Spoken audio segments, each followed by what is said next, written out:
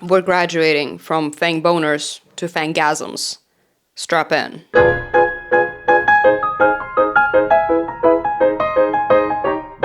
So, a couple months ago, I made a video reviewing a booktok dark rom-com. And in that video, I lived and I laughed and I loved. You know, the book was mildly bad, an okay way to pass a couple hours, but nothing worth rereading or remembering for years to come. It was the book equivalent of like a 2.5, maybe 3-star movie with no heart. But you know, we all had a good time doing the old point and laugh at the silly book.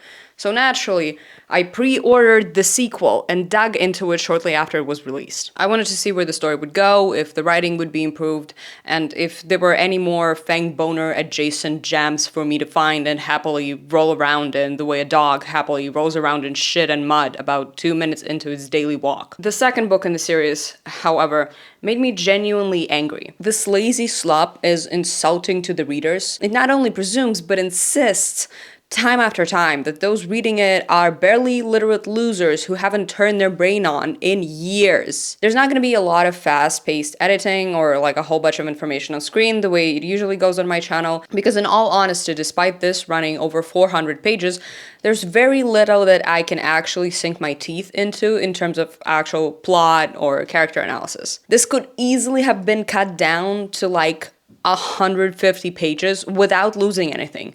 But I guess the authors had a word count or a page count to hit. So to everyone who put this on to fall asleep or listen to in the background, you're not missing much in terms of visuals. So right off the top, here's a quick general review of the book.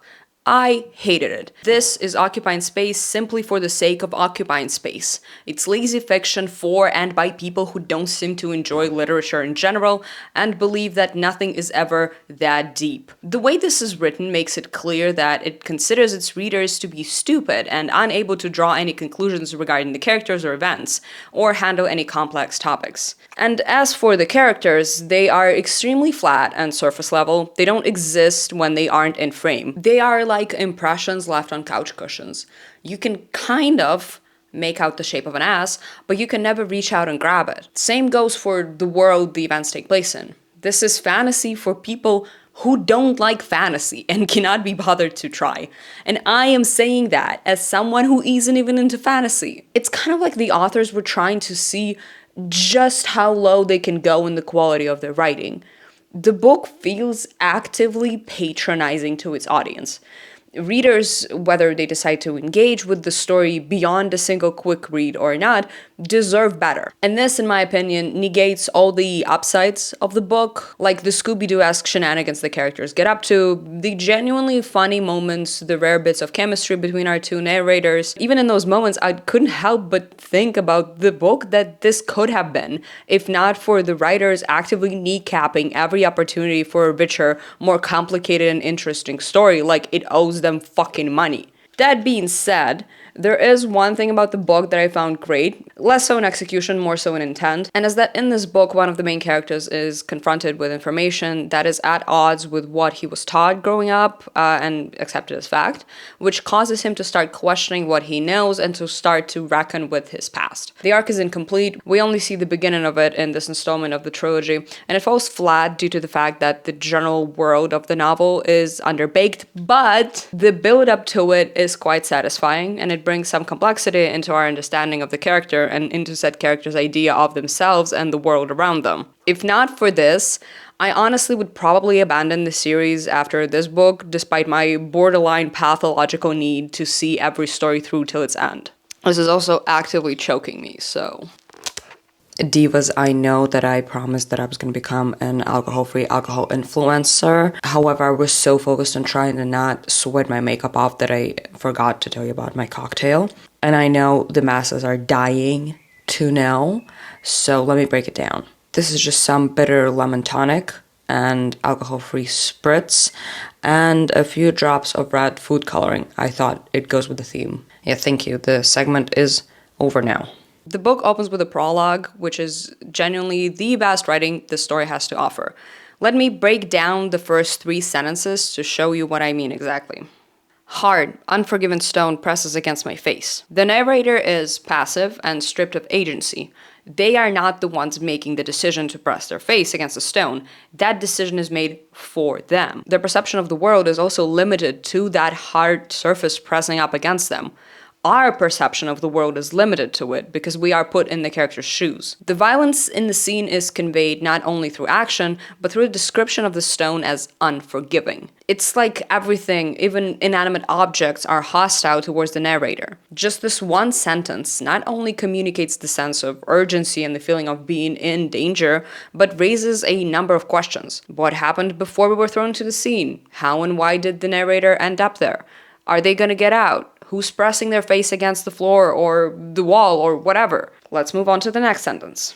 Arms I could normally break free of hold me down with infuriating ease. This emphasizes how dire things truly are. Under other circumstances, the narrator would have been able to free themselves, but something is preventing them from doing so. The ease with which the narrator is being held down is infuriating, further hammering in the idea that the circumstances they currently find themselves in are not just unusual, but so rare that they cannot even begin to emotionally process what's happening. The helplessness in this sentence is evident, but it also reinforces the idea that we as the reader have been thrust into something borderline unimaginable. This ups the emotional charge of the first sentence and reveals just enough information to keep the questions coming. Like, if under normal circumstances the narrator is strong enough to break free from the grasp, what is different today?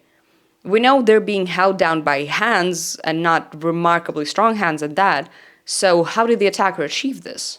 I struggle against them, but they have witchcraft at play, keeping me immobile. This is the first time in the book that the active voice is used for the actions of the narrator. Before, things were happening to them, and now they are trying to fight back. Still, it's fruitless. They have witchcraft at play additionally signals what type of novel we're reading, or at least that it is going to include elements of the fantasy genre. And not only that, it serves to confirm the previous statement. The narrator's strength would be enough to break from the hold if not for the magic involved, and the feeling of being overpowered is something they clearly don't encounter often. In just 3 sentences, so much is communicated to us. Sure, it could be cut down to 2, but this is a solid opening that reveals a lot about the tone, genre, and one of the main characters, while also serving as an effective hook. For a brief moment, a vision of a potentially good book passed me by the way a hot person passes you by at the grocery store, always in the toilet paper aisle for some reason, never to be seen again. So, it's all downhill from there. We witness a man torment the narrator by saying, "I tell you to stop, but watching you struggle is entertaining." The narrator, who fails to even see the man's face, resorts to empty threats. "I will kill you," I spit out, knowing the words fall flat in my current predicament. I am at their mercy. The last sentence is redundant. The entirety of the text prefacing this, the very text we read like 5 seconds ago, established that the narrator is at the mercy of their captor. We already know this, and on a small scale, this might seem like nitpicking, but this, as we'll see, becomes a pattern of the author spelling out everything, not letting the reader make even the most surface-level observations for themselves. Like here, a couple lines later. "Please tell me what you want me to do so I can leave," a feminine voice says from somewhere behind me. Her tone sounds as desperate as mine. She clearly does not want to be here. "You promised you'd let me go and leave my children alone." The last sentence makes it explicit that the witch is there against her will. She's essentially pleading with the captor. We don't need the narrator to tell us she doesn't want to be there. It's clear as day. She fucking mentions it twice. Literally, "Tell me what you want me to do so I can leave," and "You promised you'd let me go." Across a single paragraph, we are told 3 separate times the witch is an unwilling participant. This could have been a sentence. Not even to mention the stiffness of the dialogue, where the characters have to pad everything with exposition. The exchange happens between the witch and the man who's in charge of this whole thing, right? Both of them are aware of what is at stake for the witch. There's no reason for her to elaborate on the specific conditions the captor imposed upon her. Sure, this could be interpreted as her signaling to the narrator that she's not doing this willingly, except for the fact that she also does this explicitly on the very next page. "I'm so sorry," she whispers. "He'll kill my family, our entire line, if I do not do this. Forgive me, I beg of you. This, again, is a clear pattern throughout the book. The dialogue is simply painful to read. And if it's more or less acceptable within a prologue that aims to quickly establish what's going on, the further into the story you go, the more your head starts to hurt from just how inept the writing is. The captor makes the witch put some sort of spell on our narrator, a vampire, because otherwise he's, oh, so powerful. He's too powerful, in fact. The witch does exactly that and throws in a little, find your true love and you will be free. And then we fade to black. The prologue also employs some weird formatting, like some lines are italicized, and I originally thought it was supposed to indicate the character's internal monologue, but the rest of the book doesn't really abide by the same rules despite also being written in first person. And it's not used for emphasis here, so it just kind of seems like a lazy way to shoehorn in the fact the narrator was originally trying to find his sister. For the rest of the chapters, I'm not gonna go almost line by line the way I did here, but this prologue is a microcosm of the book, so I wanted to take it slow to set up some of the issues we'll be facing time after time as we get deeper into the action. So after 3 pages of script, and however many minutes spitting out the script took, let's lock the fuck in. So this book can roughly be divided into 2 parts. The boring romance part, which takes up about 35 chapters, and the less boring part where stuff actually happens, which only lasts roughly 25 chapters. There's some setup for the second part, but it doesn't make for a cohesive, like, gradual increase in tension, and instead feels more like placeholders for actual plot points. The romance is not what makes it boring, but it's just kind of the only thing happening. I'm not hating on the romance itself. Romance doesn't equal boring and action doesn't equal interesting. The first book kind of had a similar structure, but I honestly did prefer the romance part there. The thing that's different this time is, again, the quality of writing. The story of Xavier and Celine definitely lacked texture and relied on the tired stereotypes and tropes, rather than establishing some sort of chemistry between the main characters, but it still passed for a silly, goofy rom-com with some compelling moments. This, on the other hand, was painful to read because of how shit the writing is. Chapter 1 opens with Ava's inner monologue describing the events of the previous book. Edgy brunette cop Celine gets stalked by a serial killer by trade and ginger vampire by birth, Xavier, and the two turn out to be mates and fall in love. Xavier's evil blonde ex, Genevieve, kidnaps Celine and holds her captive in an underground jail under a spooky vampire club, alongside this vampire guy named Valen that's also getting tortured. Celine's pink-haired, newly single bestie Ava helps Xavier rescue Celine and meets Valen, who doesn't stink of piss and dungeon anymore, and is apparently her mate. And here's what you missed on Glee. So, at the beginning of the book, Ava now lives with Valen in that apartment across from Celine. The apartment that became empty after Xavier killed Celine's neighbor because he wanted to live next to her, and because the neighbor was kind of a dick in a throwaway remark about Celine. In clinical, emotionless detail, Ava tells the reader that she's not yet ready to dive into a relationship with Valen because she's shaken up from her breakup with personality-less Spencer and everything that happened with Celine in book 1. So that's why Valen is sleeping on the couch in the living room. He's also constantly having nightmares from the whole, being imprisoned and tortured thing. The very first chapter also contains a paragraph showcasing one of the writer's 2 overused sentence structures. So here's the thing. Every writer has their own little quirks or ways of stringing sentences and descriptions together, regardless of the genre. Leo Tolstoy goes on at least 3 tangents within every sentence,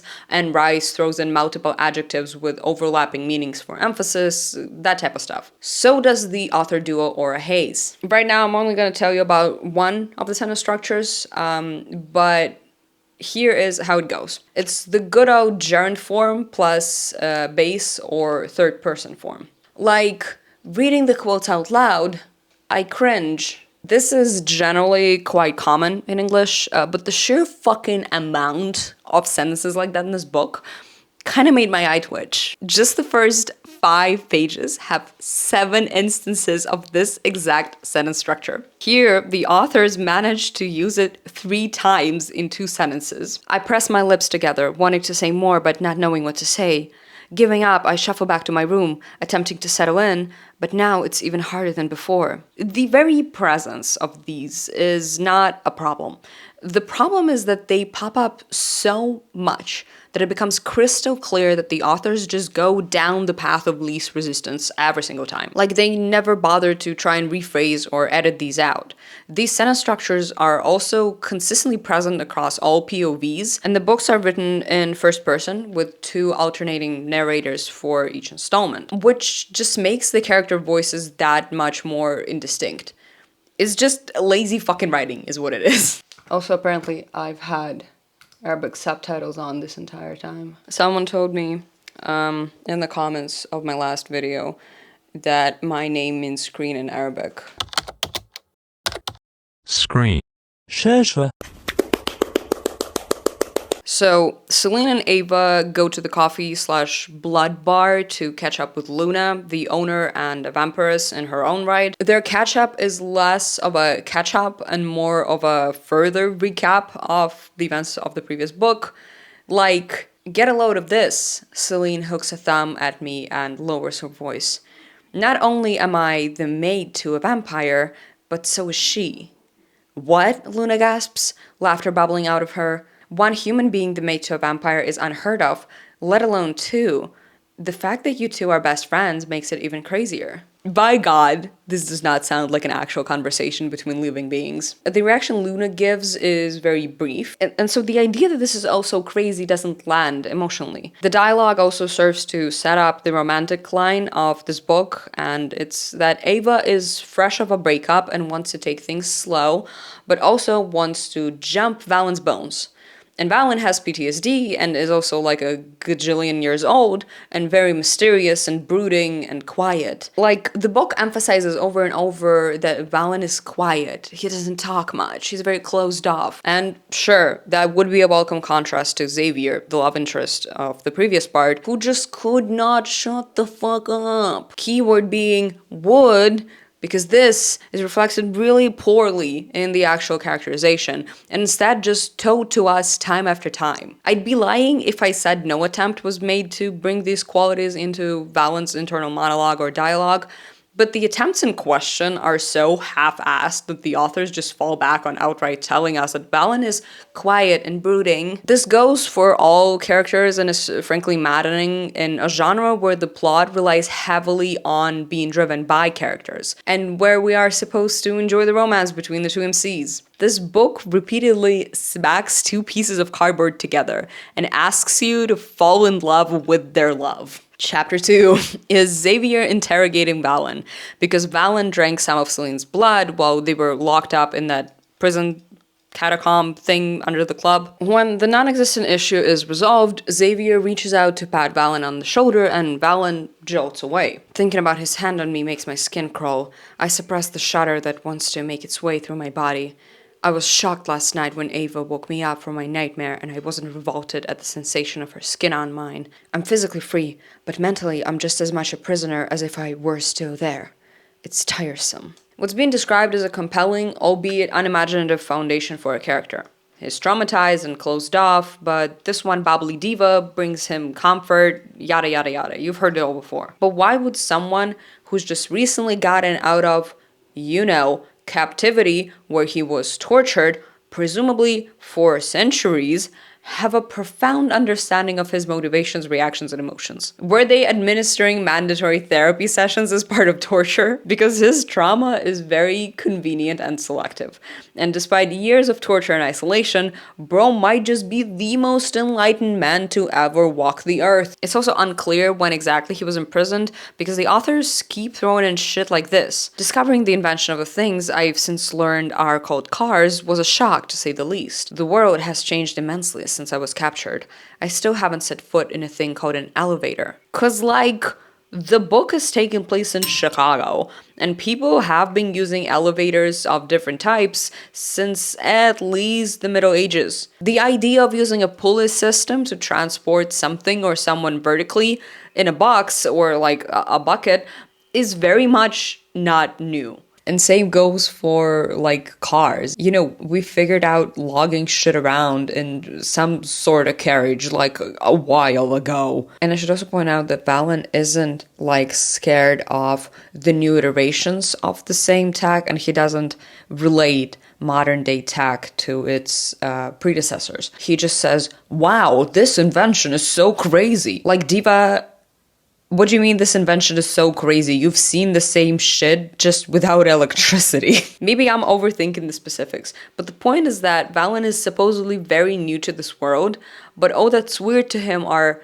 cars and elevators, and not like the fact that the woman he's living with has pink hair and a bank account. I should also point out, the chapters in this book are like 4 to 6 pages long on average, which doesn't help the quality in the slightest. A better writer would probably be able to pack more into those 4 to 6 pages. No, you know what? A better writer is able to pack more into those 4 to 6 pages. I'm making my way through the Hannibal series right now, and Harris excels at very tight, very short yet packed chapters. Like in the third book especially, you see a lot of them that are like 3 to 5 pages long. And of course, we need to take into account that the thriller genre is generally much more aligned with the snappy, fast-paced chapter structure, but still, when you're trying to create complex, layered characters and explore the relationships between them, having a little room to breathe, a little more in-depth introspection and dialogue, cute date scenes, and domesticity would make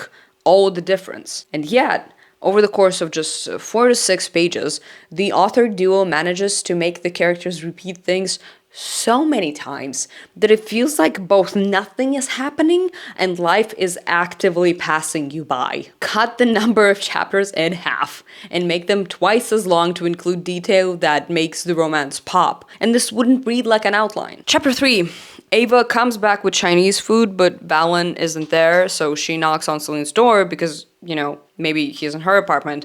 Xavier opens the door and says, "No, your weirdo isn't here," to which Ava reasons, sure, he's a little quiet and reserved, but it's justified based on what Celine has said of her time in the prison beneath the club.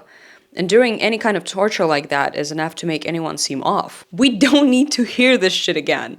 We've just been told he's quiet and off because he's been tortured, like 1 page ago. It's like the authors think that after every chapter, the readers take out that Man in Black flash thingy and zap themselves. So they keep reminding us what the characters are like. And not through those characters' actions, but through the same 3 descriptors over and over again. My god! Never in a million years did I expect Valen to show up weeks later and announce that he's my mate. Even though I watch Celine and Zav and see their obvious connection, I still don't know what that means for me and Valen. Cold take, this entire fucking paragraph should have been cut. It just repeats the information we've read before, and it doesn't give us insight into Ava's feelings or thought process. She literally said the same thing out loud 2 chapters ago. So Valen is sitting on the roof, which he does a lot because he's quiet and traumatized, in case you forgot. And we get some very clunky foreshadowing. I don't know why, but with the city lit around him, my mind conjures the image of him with wings. It makes no sense. He's a vampire. But the image sears into my brain. It's very awkward and very on the nose in terms of the upcoming twist, you know, but it's there. At least that's something. Ava asks Valen why he's there, and he says he wanted to see the stars because they remind him of home. Home, I repeat. Where is that for you? He shakes his head. In a time that no longer exists, in a place I no longer belong. I've been dogging pretty hard on the author duo here, and I will continue doing that, but this is a solid moment. We see that Valen is trying to open up and share with Ava, but maybe he's not able to do so fully, so he's using this kind of vague language. This is what the people want to see. The problem is that it's followed up with, it doesn't escape my notice that despite his cryptic statement, he's talking more than usual. Yeah, we fucking know that he's talking more than usual. We just read him talking. Again, it might seem like I'm nitpicking, but every good dialogue or characterization moment in this book is then followed up by the characters explaining to the reader what they just read. This doesn't trust its readers to have basic literacy, and it's just so fucking exhausting. Like, reading this felt patronizing. Continuing this absolute roller coaster of writing quality, the authors, yet again, reach a new personal high. I brought Chinese takeout home for dinner. Would you like some of that? He shakes his head no, but I don't let his rejection sting. If you've never tried it, you should. Spring rolls are like the best thing ever. He looks to me, angling his chin down. His face is mostly bathed in darkness, but I still see the weight of his gaze. Will it make you happy if I eat these spring rolls with you? It won't make me unhappy. Remember, vampires in this universe don't need human food, but they can still eat and even somewhat enjoy it. Ava is not just trying to take care of Valen in like a physical sustenance sense. She's actively trying to enrich his life with new experiences that they can share. And she's doing that in a way that doesn't require much effort on his part and is unlikely to be stressful for him. And Valen's reaction makes it pretty clear that he's in it for the bonding and not the experience itself. This is some very solid romance material, but it's just cut short by chapter length. We're supposed to imagine it for ourselves, I guess, because this is all we get. We amble back down to the apartment for a shared meal of spring rolls, where I mostly talk at him, and his eyes sear into me as he listens. Diva. Or should I say divas? It's an author duo after all. For the chemistry to be believable, we have to at least see the characters interact, or yearn. Yearning is valid as fuck. You cannot just give the readers a tidbit of chemistry and then demand that they imagine the rest. Okay, I really gotta speed up because we're 17 pages into a 400-page book. Chapter 4. Valen is reading because he's trying to catch up on kind of everything. He notes that Ava is a fascinating creature and that she speaks often, a contrast to myself. Again, we know this was last told to us 2 pages ago. There's a moment with potential when Valen thinks to himself, pink hair falls in soft curls around her face, long lashes grazing her cheeks when she blinks and lips shining with an unknown substance.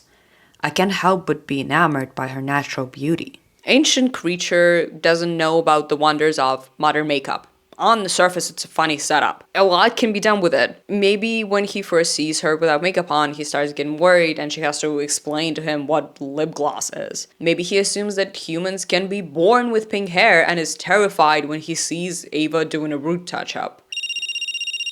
Hello? Yeah. It's for you. It's your nothing burger that the authors ordered for you. Yeah, we don't get payoff from this or any development of the idea. Clap if you're surprised. Just as I thought, Ava and Valen go furniture shopping and the entire scene is giving absolutely nothing. But there are some obligatory reminders that Valen doesn't speak a lot and that he's all traumatized and that Ava is bubbly and likes pink. The closing paragraph. Ooh, don't piss me off. Do not piss me off for a single page challenge. In brackets, all caps, gone wrong. Hope is a feeling I haven't dared to feel in a long time, but Ava gives me that. Maybe, given enough time, she can heal the hole that's been left in my soul. This is me dead. I fucking died. Chapter 5 starts off with a girls' night with Ava, Celine, and Luna. Celine has apparently decided to take an extended leave of absence after the kidnapping, and I know she's seriously considering quitting altogether. Author duo Aura Hayes, I beg you, just write your damn scenes and characters. Let me, as the reader, see that Celine is contemplating whether she even wants to be a cop. Through dialogue, through actions, through anything. Having a character go, wow, this does not produce any emotional impression. It's the laziest way of communicating your ideas. It's shit writing. Again, this is not a one-off moment, it's a pattern. I was writing down my thoughts when reading this, and some variation of just write your fucking scenes appears at least 14 times. Ava is asking the girls for advice on how to get closer to Valen and get him to come out of his shell because she feels she's tried everything with little effect. And Luna suggests getting a pet. Ava also confides in Celine that she's got complicated feelings about their bond and how it's affecting their not even blossoming yet relationship. But before anything interesting can happen in their dialogue, Xavier and Valen show up with pizza. I asked Zav why he still eats human food, and apparently many other vampires do the same. He explained that while it doesn't taste the same as when he was alive, it does still taste good, but it's not necessary and doesn't provide any actual sustenance. This paragraph should have either been placed earlier in the book to provide context for Valen and Ava's shared meals, or cut entirely. Like, we just established this last chapter, we don't need this again. Ava goes, wow, guys, isn't it crazy that the four of us are human vampire mates? And then she's absolutely like jaw on the floor, flabbergasted, when Valen is like, no, because you're not human, duh. I'm gagging. So she's a witch, and Valen didn't know that she herself wasn't aware of that. Remember 20 pages ago, when I still had hope for the story because it was only the prologue? The witch was like, ooh, find true love and you'll be free. That's Ava. Like, Boots, that's my soulmate Boost. You are a witch descended from one of the most powerful bloodlines, Valen supplies as surely as if he's telling me that it's raining outside. He says it as a fact, indisputable. Cut the last sentence. Cut it. Snip, snip, cut it, cut it. Cut it off, it's redundant. Or like, swap the last two sentences so that the rain comparison adds emphasis. Again, I'm not sure I'm doing a good job of conveying just how infuriating this is, because I'm only picking out a couple of moments like that from each chapter. But when I tell you there is at least like one sentence that I think should have been cut entirely on every page, I fucking mean it. Chapter 6, Ava is trying to summon her magic by saying abracadabra and the like. She also refers to Valen's statement as a hypothesis, which is just factually wrong. I get that the authors were trying to convey that she's in doubt, but a hypothesis is something that is accepted as being possibly wrong by the person who puts it forward. Valen was sure. It's not a hypothesis, it's a statement. But whatever. Ava calls her mom and then points out that she's adopted. Her, Ava's mom's, long, dark hair and brown eyes are nothing like my pale features, but she's not my biological mom. This just reads very weird. You know, I'm always unsure because this isn't my native language and I operate on vibes rather than grammar a lot of the time. Still, the but is out of place in the sentence. There's no contradiction. You look different because she's not your biological mother. When I was young, I was adopted by her and my dad. They may not be my biological parents, but they're my parents in every way that counts. I was spoiled growing up as their only child, and I have nothing but fond memories when I think of my childhood. Family really does run deeper than blood. Again, cut the last sentence. We don't need this. The paragraph does not need a drawing conclusions for dummies section. Family and the many shapes and sizes it comes in is shaping up to be one of the central themes of the series in general. But every message is communicated to the readers in the most in your face, let me spell that out type of way possible. It's not enough to just see Ava's close and loving relationship with her adoptive parents. We need to be told explicitly, time and time again, that you don't need to be related by blood to be family. You know, it's fucking over for this book when the Fast and Furious franchise handles the theme in a more subtle, nuanced, and effective way. Ava asks her mother about her biological parents, and we learn that it was a closed adoption, and the couple's names were Hannah and James, and they died in a car accident when Ava was 3 years old. Then Valen teleports to the balcony and scares the shit out of her. He offers to help Ava with the search, and naturally she goes, I wonder what he'd look like with my mouth on his cock. What he'd sound like when he came. Genuinely, this isn't only funny, and I believe that's intentional. It's also setting up something interesting for the character. There's some gold in the premise that Ava is trying to take things slow and not rush into a relationship, especially considering Valen's whole, PTSD thing. Yet at the same time, all she wants to do is just like climb that man like a tree. When writing something like that, you could lean into the push and pull, maybe amp up the drama and the tension, showcase the character's view of intimacy and vulnerability and how they differ, see how that then impacts their interactions. Like in When Harry Met Sally, when the tension snaps and the characters have sex. We did it.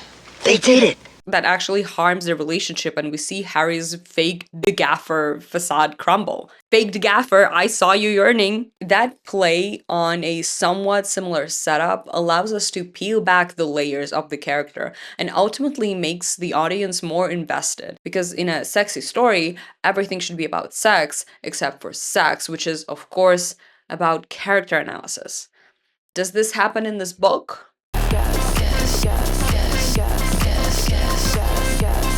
That's not to say it's all bad. As I mentioned in part 1, the raunchier and a monologue moments are where the authors really shine because there's this sense of words and feelings spilling out and the characters self-censoring and course-correcting in their heads. It's fun, it emulates impulsive thoughts, but more can be done with the concept. Valen also reveals to Ava that he can see auras, and offhandedly that her aura is purple, just like the aura of the witch who put that spell on him in the prologue. Gasp! One thing about that man, well, that vampire, is that he's gonna drop some absolute crazy lore in the middle of the conversation. There's some serious room reading illiteracy going on with him. Love this bit of characterization and wish it had been reflected more broadly in his personality. But of course it is not. Chapter 7, Valen is at the library. He's there so often he's even befriended the librarian Edith. Reading is kinda his whole thing. And yet we never get to learn what books he's reading, which is just such a great characterization tool. Through the books the characters read, we can learn so much about them and their view of the world, as well as of themselves. Like, a book that's featured prominently in Twilight is Wuthering Heights. We see that Bella is very familiar with the novel and that she's read it before a bunch of times. Stephanie Meyer uses this to frame Bella as mature, thoughtful, and bookish, and attempts to draw parallels between the complicated relationship between Catherine and Heathcliff and the relationship between Bella and Edward. Twilight, of course, is not a masterpiece of characterization, but it's still leagues above. Or like in Frankenstein, the creature, much like Valen, attempts to learn about this brand new world from books. Particularly impactful to him is Paradise Lost, which largely shapes his worldview and guides his actions, and which Mary Shelley references extensively throughout the novel. Here, Valen just reads books. Which ones? How are they impacting him? Does he know how to tell the difference between fiction and nonfiction in the modern times? The absolute lack of detail also ties into just how bleak the world building is, but that's something I'll discuss later when the action starts. By the time Valen gets home, his eyes and head hurt from being in a crowd and witnessing all the auras, and Ava offers to run him a bath. It's what helps me when everything gets to be too much and I'm overstimulated. I'm fairly certain the authors are using the word overstimulated to mean overwhelmed, which is just whack. This is editing me popping in to add some more context. So overstimulation actually refers to a situation where a neurodivergent person experiences too much sensory input, which kind of causes their brain to short circuit and can lead to some uncomfortable or extreme emotional responses. Most commonly, it is used for and by people who have autism or ADHD. Oh, I'm going to be a great detective, and I'll tell you why.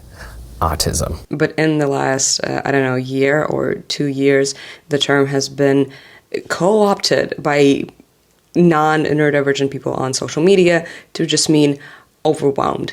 And being overwhelmed is obviously quite different from being overstimulated. But what's even more whack is the fact that Valen and Ava could have been written as neurodivergent with just like a tiny bit more nuance.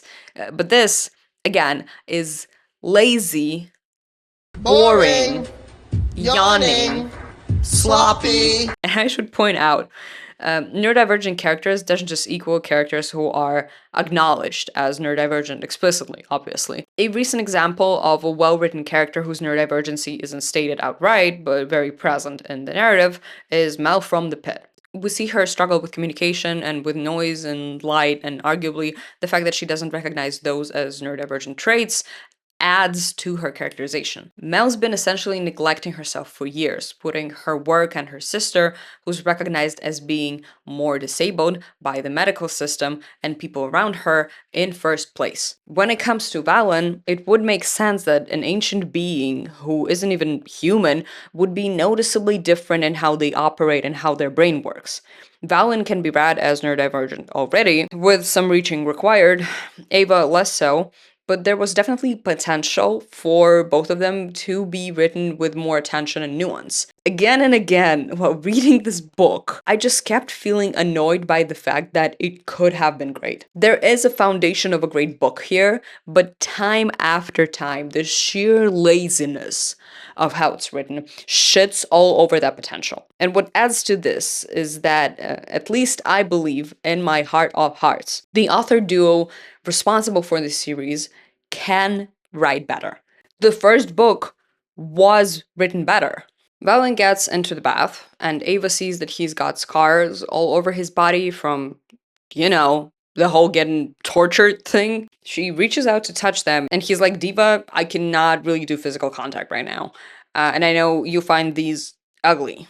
So Ava gives him the classic, Babe, you're beautiful. Promise me you'll never cut yourself again. Just for me. you know what? This is actually a deeply feminist text, simply because of the amount of man-typical cringe espoused by women. Also, right after doing that whole speech, she starts ogling Valen's ass. I support women in male-dominated fields. Now I'm really going to speed up. Chapter 8 is largely uneventful. Celine quits her cop job, but don't worry, she's still a pig at heart. Speaking of hobbies, I whisper, is Zav still doing you know what? I mention his gory pastime. You think I could get him to stop? Celine mutters dryly. I asked him to be more discreet with it, and the man had the gall to look appalled and say it couldn't silence his art. Because apparently she's now fully okay with her boyfriend being a serial killer, and her self-proclaimed strong sense of justice is nowhere to be seen. She also got Xavier to meet her dad, and Ava admits to herself that she's jealous. We don't actually see her act out any jealousy, of course, but she says it, so it must be true. Chapter 9, where Valen asks Ava to teach him to drive a car and they go on a cute date, has a somewhat promising opening, but is so full of redundancies, I seriously considered the possibility that this is AI generated. And let me make it clear, I don't believe that it is, because the staple sentences the authors use throughout both books are very consistent, and so is the general style. I also looked up the telltale signs of AI-generated text to refresh my knowledge in that, and none of them were present. Plus, if the author duo's social media is anything to go by, then they are pro-artist and anti-AI. I truly have no interest in reviewing or criticizing AI-generated bullshit, for obvious reasons, so it was important for me to check. We are 100% pro-human-made slop on this channel. Chapter 10, Valen is having nightmares again. Ava tries to console him, he flips her over, and from my first read notes, Ava is like, oh my god, are we about to fuck? But it's just the PTSD. We also get a lore drop revealing that Valen used to be an angel, like in heaven, from the Bible. The way the magical world is structured is closer to like Bulgakov's 3-tier system in The Master and Margarita. There are 2 spaces between heaven and hell. Think of them like floors of a house. The bottom is hell, next up is iniquity, where you find demons and other lower dwellers. Then there's virtue, the realm where my sister and I were positioned as soldiers, for lack of a better word. And then there's heaven or paradise, whatever you'd like to call it. So he's like technically not from heaven, but it's closer to heaven than hell, and he's also an angel, so whatever. Point is, Valen's sister went missing, and he defied orders and left to try and find her, for which he was cursed with eternal life and thirst for blood. So he's like the original proto-vampire. And those eugenics-type experiments that turned Xavier into a vampire in the 18th century were actually evil and not for the benefit of humanity. Shocker. I know. Chapter 11 reminds us that something is up with the supernatural community, because it's still raining all the time, and that's what happens when there's too many supernaturals in one area. Despite the fact that Genevieve, Xavier's evil ex from the first book, is dead and gone, something is still very much up. Did you see the pictures? A detective murmurs none too quietly around the corner to someone else. Being the nosy bitch I am, I dial in to eavesdrop. Ava concludes that the serial killer operating in Chicago must not be Xavier, because Xavier is picky about his kills, and she can't see him being desperate enough to do this. Speaking of Xavier, he and Celine come over for dinner, and we get the world's most cringe-inducing dialogue as our main course. Leave her alone, Celine chides as she walks in behind Zav and closes the door softly. She's just looking out for him. I think it's sweet. Ava, sweet? Zavs coughs. Sweet as a Sour Patch Kid, maybe. Exactly. I point a finger in his direction. Sour and sassy on the outside, but once you get to the middle, I am all sugar, baby. Bite me. To which Valen possessively growls, and Ava, of course, finds that extremely hot. And I've got another cold take to present you with. If you're writing a series of novels, each focused on a different couple, wouldn't you want to, I don't know, make the couple's dynamics at least somewhat different, at least a tiny bit? The authors definitely set out to do that, but sadly don't succeed in the slightest. The way Ava and Valen interact, what they find hot about each other, what they value in a partner, and how they fulfill that is the fucking same as what we saw in the first book about Celine and Xavier. Oh my god, he's such a big, strong, muscular, possessive vampire, and she's such a delicate but secretly spicy lady. Wow. My uneducated guess would be that this is what the author duo finds hot, and so it inevitably bleeds through to their character romance and sex dynamics. But oh my god, write literally anything else. Or just focus on one couple. You didn't have to do this. On a better note, vampires apparently don't shit or piss. Moving on. The gang starts discussing how weird everything that's happening is, and Xavier tries to, very obnoxiously, be Valen's wingman, much to Valen's embarrassment. This persists throughout the book. We see Xavier be the biggest cheerleader for the couple, often in the most annoying way imaginable, and it's kind of endearing. You know, it definitely adds some interiority to the otherwise flat character, and I was snacking on the few good bits of this dog shit thing like Remy the fucking rat. In chapters 12 and 13, we meet Jade, who owns a stationery store that doubles as a secret witch parlor. Jade is even less of a character than our MCs, and she is essentially there to just dump lore. Like, I've researched her line, and it seems to end with her parents. Someone was clearly wiping them out. Have you ever heard of such a thing? Her eyes flash with interest. I've only ever heard of one family line being targeted for their power. If your mate is one of them and whoever killed the others catches wind of this, then she's as good as dead. Jade also gifts Valen a dog, a little Pomeranian who's apparently his familiar. Just like Midnight, the cat from the last book, was Xavier's familiar. And just in case you forgot that Valen just got out of the torture dungeon a couple months ago, here's a refresher. Is your name Pom Pom? I ask out loud. The dog yips once more before drowning me in kisses. A laugh bubbles out of my chest, and I can't help the swell of emotion that comes over me in that moment. It's been a long time since I had something to care about, and now I have Ava and my familiar. This is also where the authors got on thesaurus.com. Silence descends between us, and I lose myself in her cerulean depths before she launches herself at me. Cerulean depths. Be for fucking real. I mean, this wouldn't sound so out of place if the rest of Valen's POV chapters were written with clumsy and absurdly elevated language.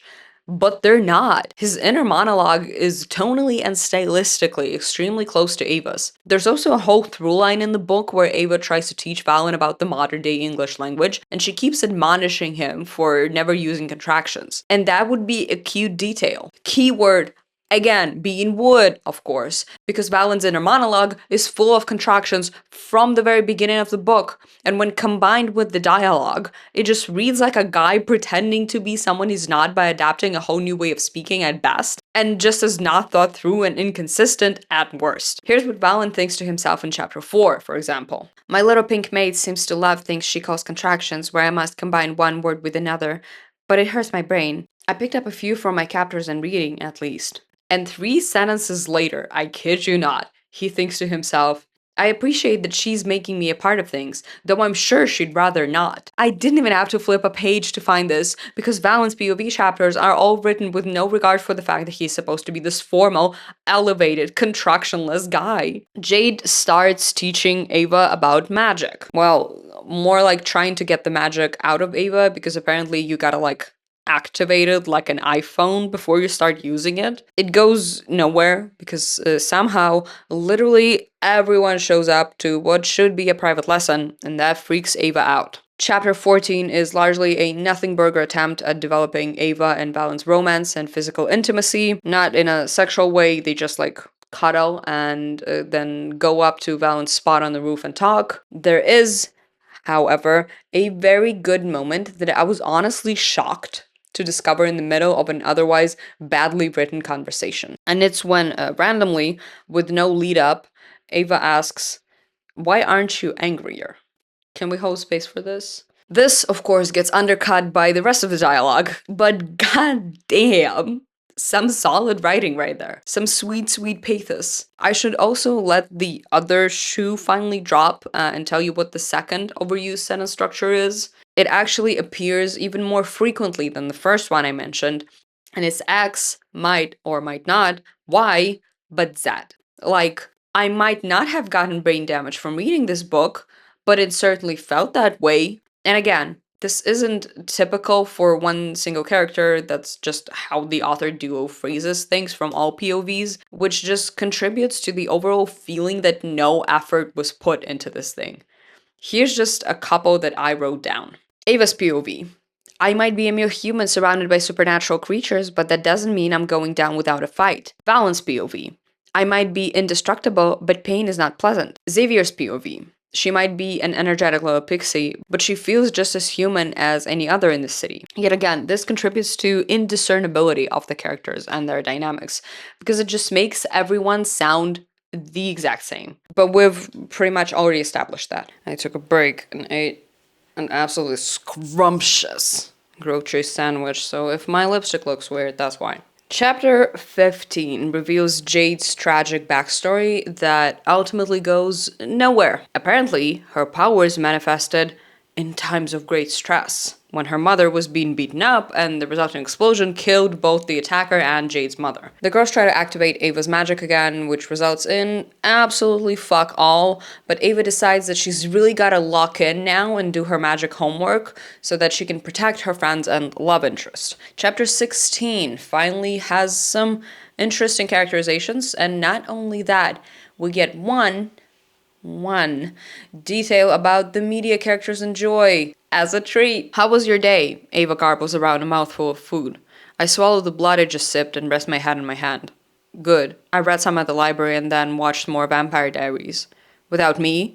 I thought you called it useless drivel, Ava cries, giving a tiny pout of her bottom lip. I had to see if Elena went back to Stefan or not, I shrugged. Thinking about the show, Valen admits to himself, I look forward to watching it with Ava under the guise of reading in the corner. And I'm being fully serious when I say that this is kind of the first and last time a detail like this is actually described or thought out, which kind of makes it all the more bitter and contributes to the lack of characterization that I keep talking about. We also learned that because Ava and Valen have not solidified their bond yet, Valen is hungry as fuck, like all the time. And the longer this continues, the faster he burns through blood in his system. I don't know, Diva, try Ozempic. Oh, he's also a virgin. Truth be told, a large part of me is insecure about my atypical sense of affection and lackluster sexual history.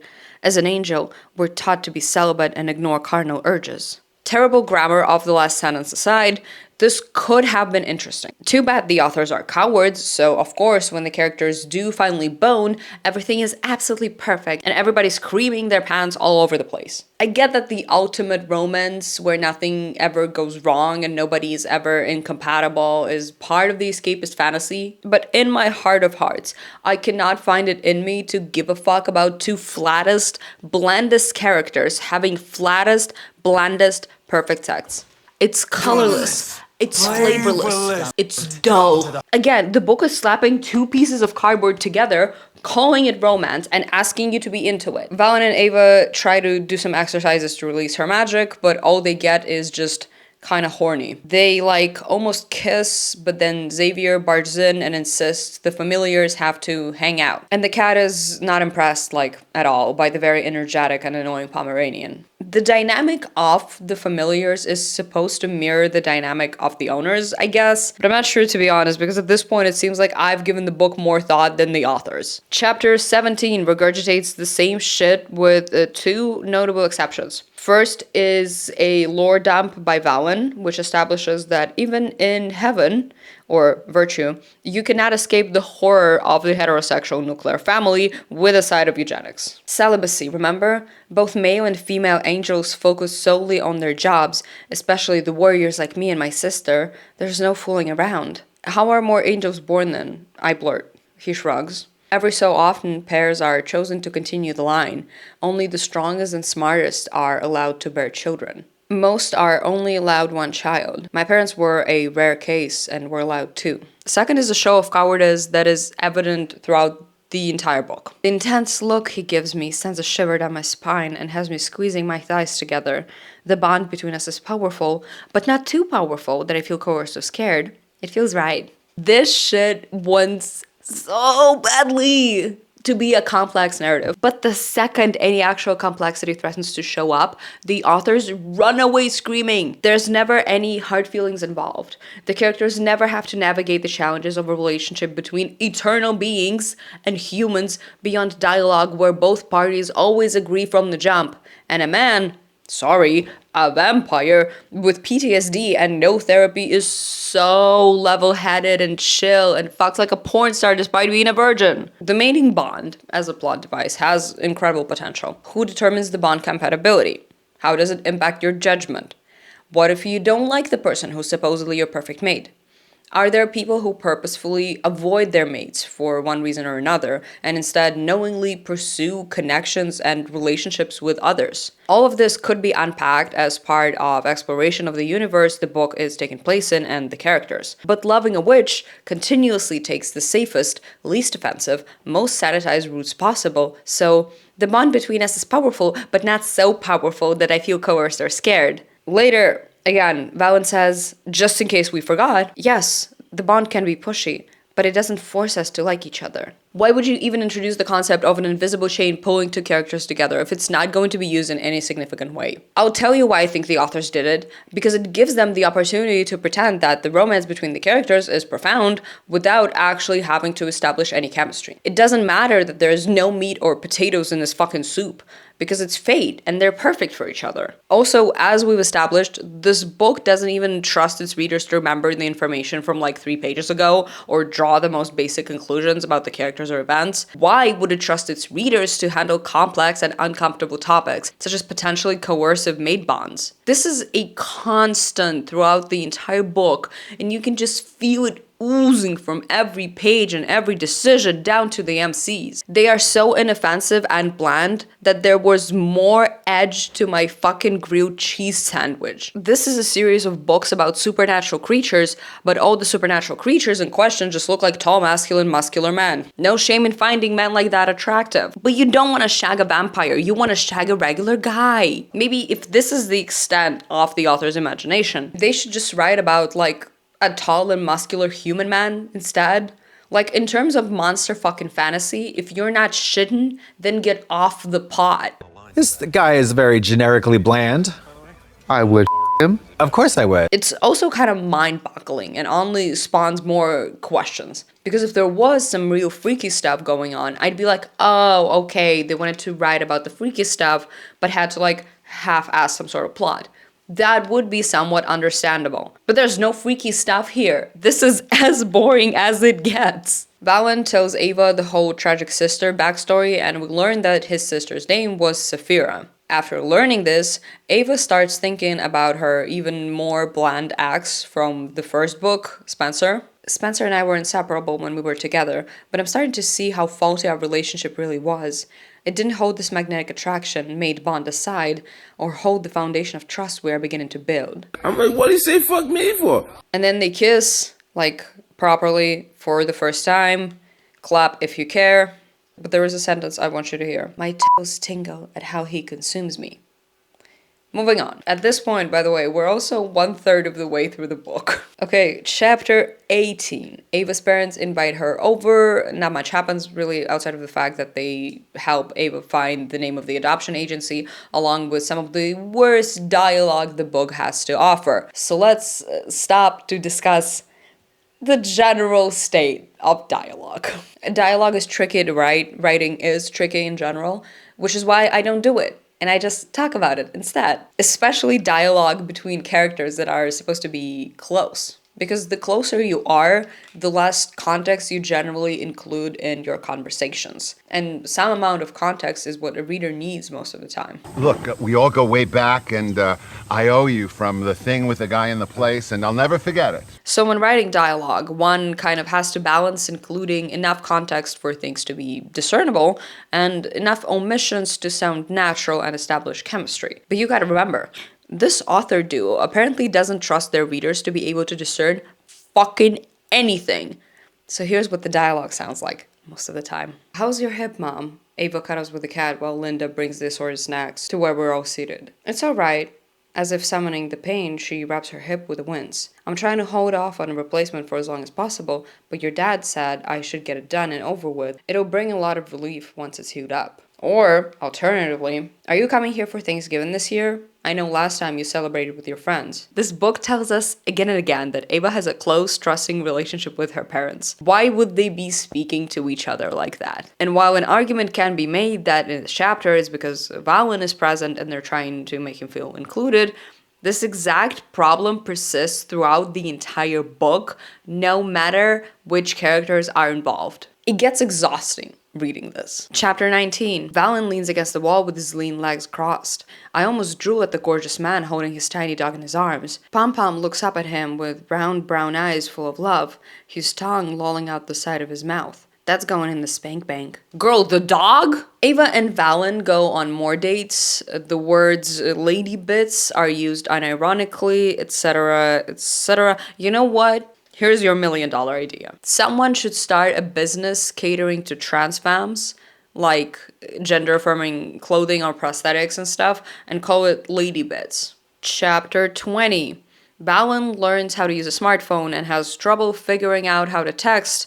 We also get a little crumb of information about Luna, and it's that she didn't choose to be a vampire, and that apparently she's a size queen. I hear the shifters are packing heat, if you know what I mean. How much? I ask curiously. Luna holds up her hands a ridiculous distance apart. I gape in shock. You're kidding. It's a statement, not a question, because there's no way. That's what I've heard, she shrugs, letting her hands fall back to her lap. This is the most exciting thing about Luna, because it's pretty much the only thing she's got going on as a character. Aren't you hyped to read about her in the next book? Chapter 21 starts off promising. The gang piles into one car to go to Ava's parents for Thanksgiving. There's some road trip banter that's not half bad, and then instead of writing the fucking scene, as usual, the authors go, "Oi, I got an idea." The remaining 40 minutes drag on with much of the same banter. Bruh, just bruh. There's not much to talk about, it's boring and it's repetitive, but at some point they all start playing charades and Xavier mimics fucking. All that envisioning got both characters hot and bothered, so most of chapter 22 is dedicated to a detailed description of a dry hump. Important to note is, of course, that after said dry hump, Valen doesn't change out of his sweats or underwear. Yuck! Chapter 23. Ava is at Jade's store trying to coax her magic out again, because we're still doing this. As I said, pretty much nothing happens for like 60-70% of the book. It's been fun to find a new friendship in Jade, but we haven't seen any of it. Jade has maybe been present in like 2 or 3 scenes where her interactions with Ava were pretty much magic related only. They're not friends. If you want them to be friends, you have to write your fucking scenes. Warlock Liam, who works for Jade, hits on Ava and Valen gets all possessive. Blah, blah, blah. We've seen all of this before. One good moment though is when Valen and Liam get into like a catfight and Jade tells Valen, "You really peed on your territory." This is the first and last time that this book made me smile. And it was a piss joke. Ava and Valen almost hook up right there in Jade's store, but they ultimately don't. Valen is also like, "Hey Diva, why aren't we looking into that adoption agency of yours?" And Ava's like, "I'm scared. It feels like a step closer to the answers I'm seeking, and yet also a step closer to shattering the life I know.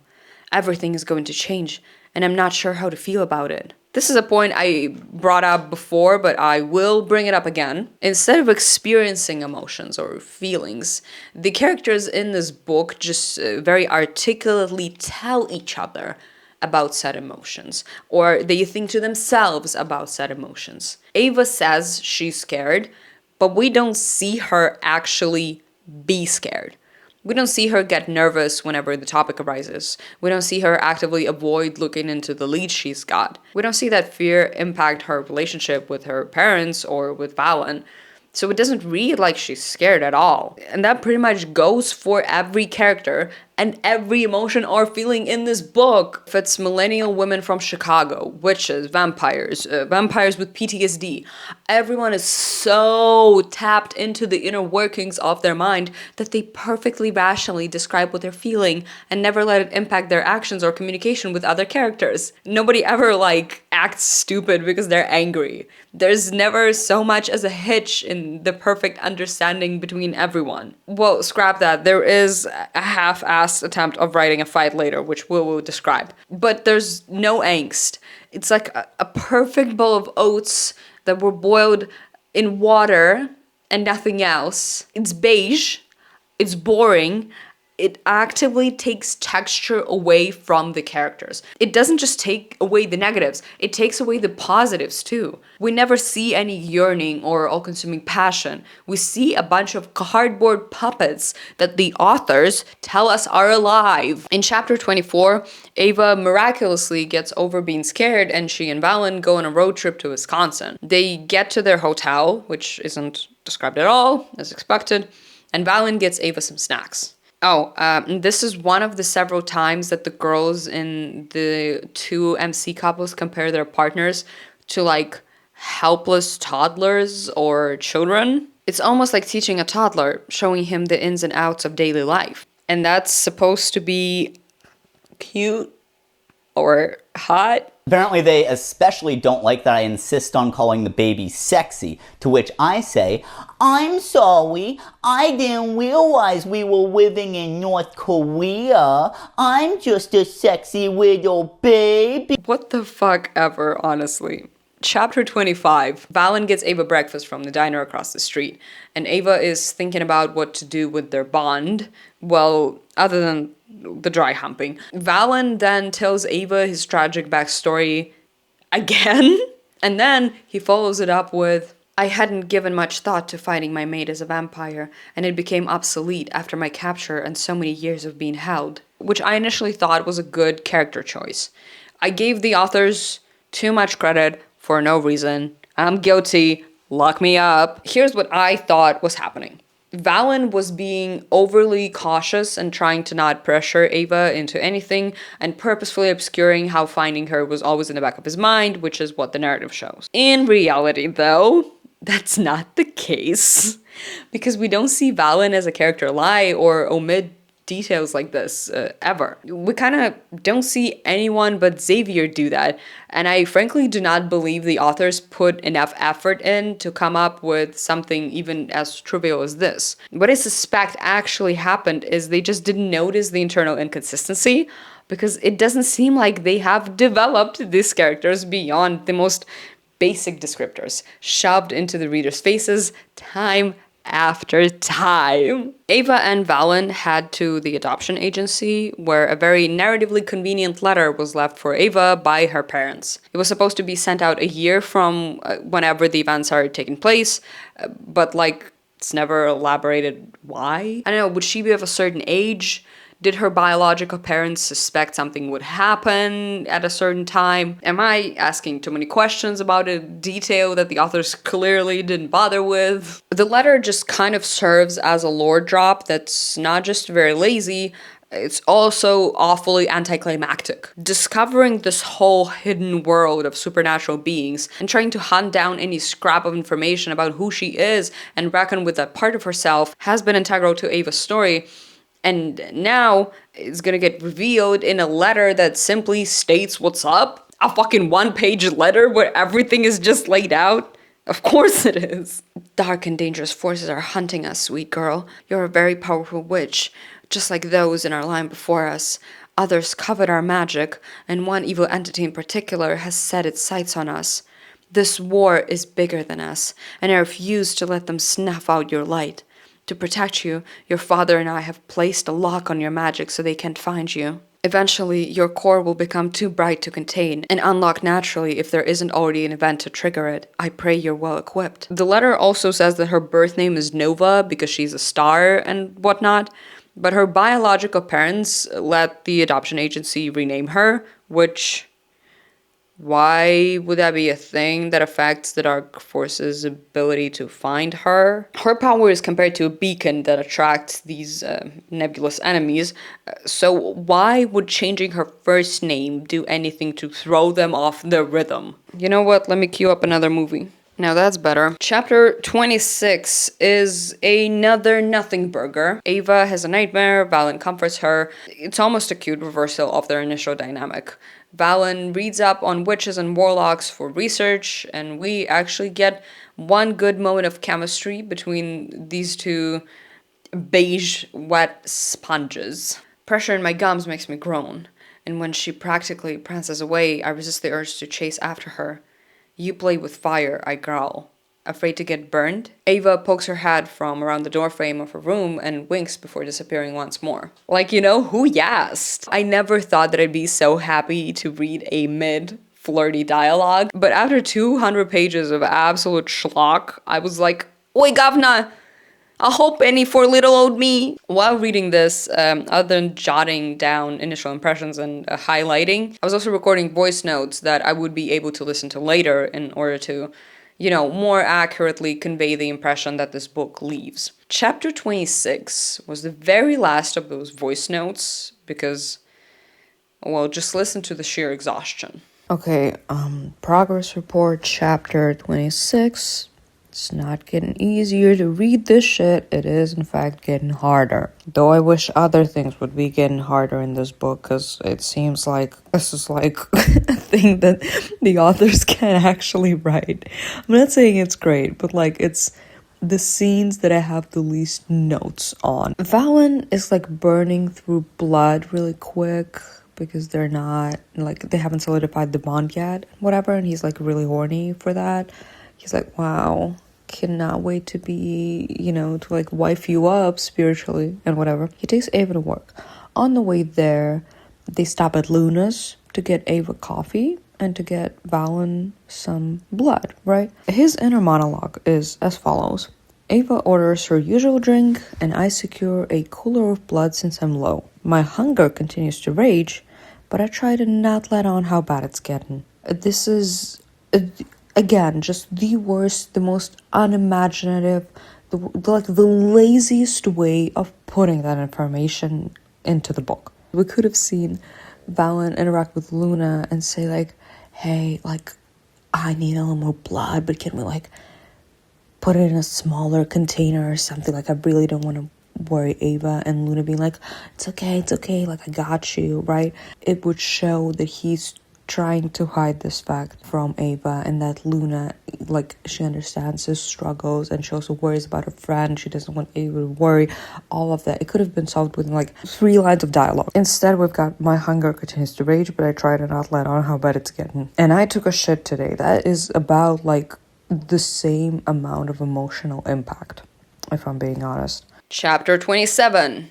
Ava walks into work and there's a commotion. Officers are scrambling, people are crying and mumbling in shock, and Captain Barnes is yelling orders. My head ping-pongs around the space. My body instinctively seems to sense that something is wrong. Diva, your body is instinctively sensing something is very wrong? It's instinct and not the fact that people in the precinct are like crying, shitting, and throwing up all over the place. She must be a real empath. So the reason everybody's losing their mind is because Detective Waters, another incredibly flat character we kind of met in the first book briefly, was brutally murdered. Ava has a panic attack and calls Valen to pick her up and bring her home, and that's it. Chapter 28 is Ava waking up from a post-cry nap and deciding to tell Celine about what happened. Valen, in the meantime, confides in Xavier regarding his unquenched thirst, and Xavier is like, hey bro, just talk to her and then maybe you'll quench your thirst and other things. As if the characters in this book aren't already constantly laying out their entire personalities and feelings in every fucking line of dialogue. Chapter 29. Ava and Valen are baking cookies. I laid out a bunch of recipe options and Valen chose the one that sounded best to him.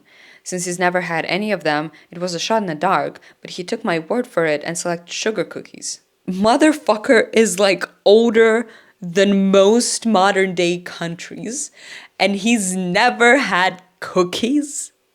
What the hell? Sure. They get into a little food fight, and then Ava, whose POV the chapter is written from, remarks, "Clothes rumpled and dirty, cheeks flushed, I radiate happiness and look like a well-loved woman." And at this point, we've established that the authors don't put effort into the writing, but this just makes it sound like Ava is in love with herself and not Valen. Then, while the dough is chilling in the fridge, the two meditate together to try and unleash Ava's power and like almost succeed through the sheer power of just being horny. So chapter 30, naturally, they have fairly boring sex, and Valen, who's jerked his peanuts like maybe twice in secret, and for research, is the best lay Ava's ever had, and it's not awkward in the slightest. Of course. At this point, who's surprised? To add to the laziness of the writing, the might plus but sentence structure and quick learner eager to please as a descriptor of Valen both get used twice across 3 to 4 pages. Chapter 31, after their sexcapades in the morning, Ava hobbles to work, where she finds a picture of a bunch of corpses with Xavier's signature. If you don't remember from the first book, he draws like a little smiley face in blood. That's his signature. So she goes to Celine's apartment to confront Xavier, and it's established yet again that there's a copycat killer on the loose. Chapter 32, Valen and Ava are choosing and decorating a Christmas tree together, and we find out that Valen was essentially a soldier for Sky Ice. You already know I was a warrior. I helped control the border and made sure nobody entered the realm that wasn't supposed to. Occasionally, a riot would break out where beings attempted to overthrow virtue to get to heaven, and I'd put a stop to them. And if you think this is laying on thick, that maybe he wasn't the good guy, then you'd be absolutely right. But it's also the strongest character arc of the book, so I'm gonna let it be. After his confession and some agonizing over whether his sister is alive or not, Valen, like any other normal person, gets bricked up, and then Valen and Ava shag. And I was again almost impressed by this choice. You know, a character actually acting on emotion, running away from his troubling thoughts and worries, and essentially hiding behind physical intimacy. But you gotta remember that the authors are cowards. Caressing his cheek with my finger, I say, "I don't want you to use sex as a distraction, though, from deeper conversations." "I am not," he says in a tone that suggests he's offended that I would think such a thing. Just making sure.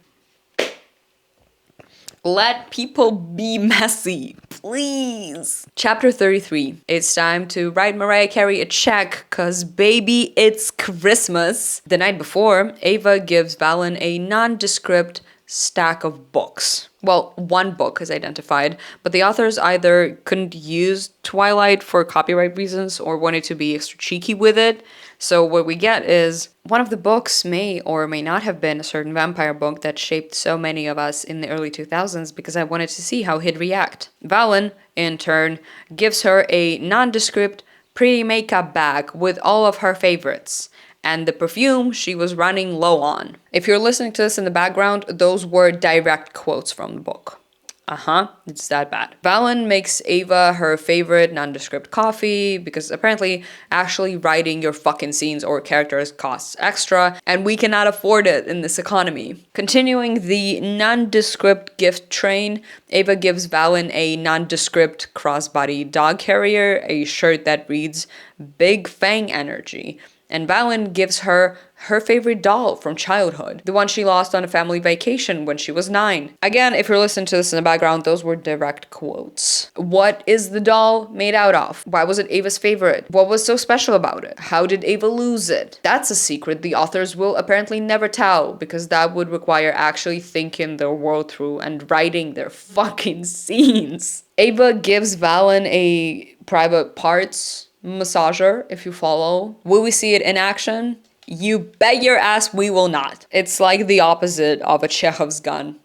It's the Aura Haze vibrator. Valen also gets a motorcycle. Also, he doesn't have any sort of income or job, so he either made Xavier pay for all of this, or worse, and what I imagine, he just used Ava's credit card. Oh, also, this is where the word astride started grinding my gears. As he swings his leg over, I fight the drool that threatens to spill out at the visual of him astride the bike. The author duo tends to take a word, a sentence structure or a descriptor, and really hammer it in, but not in a way that suggests intention. It just really comes off as they phrased it a certain way once, and then instead of ever describing it differently, they just reuse the same shit. Like, instead of on top of, everybody is astride everyone and everything. And the dog's tongue is always lolling out the side of his mouth. While not being a particularly big sin in my book,